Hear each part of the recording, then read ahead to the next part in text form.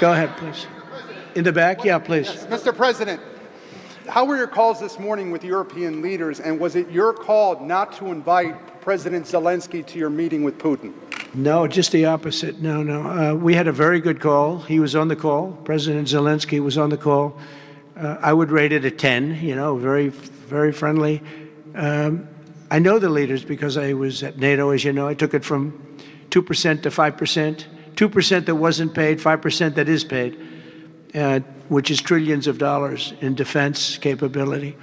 No, it was always going to be, I was going to meet with President Putin, and then after that, I'm going to call the leaders and President Zelensky. I'm going to call President Zelensky, and then I'll call, probably in that order, the leaders. There's a very good chance that we're going to have a second meeting, which will be more productive than the first, because the first is I'm going to find out where we are and what we're doing. Again, this is Biden's war. This isn't my war. He got us into this thing, and it should have never happened. This war would have never happened if I were president. But it is what it is, and I'm here to fix it, and I'm here to stop 6,000, 7,000 people last week. 7,213 people last week were killed, mostly soldiers. But missiles being lobbed into towns don't exactly help either, but mostly soldiers. And Ukrainian and Russian, they're not American soldiers, but if we can save a lot of lives, it would be a great thing. I've stopped 5 wars in the last 6 months. And on top of that, we wiped out the nuclear capability of Iran, obliterated it.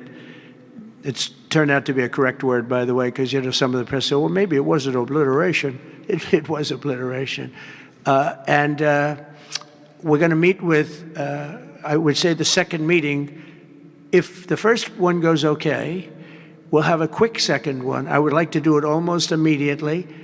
And we'll have a quick second meeting between President Putin and President Zelensky and myself, if they'd like to have me there.